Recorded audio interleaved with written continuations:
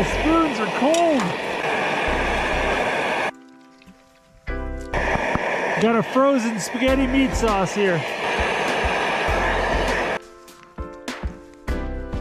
Spaghetti and meat sauce. I don't think I'm gonna come inside so my food doesn't freeze. I'll tell you, that was one of the most physically demanding things I've done in a while. I'm looking forward to this meal.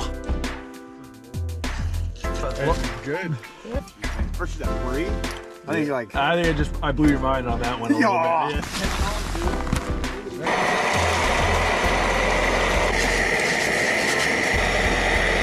I really want to make some bread tomorrow, so I brought along this bag of bread flour and some yeast. Add some water to it, let it ferment overnight. We'll have bread in the morning. 2-liter bottle full of boiling water. I'm gonna stick this in my sleeping bag.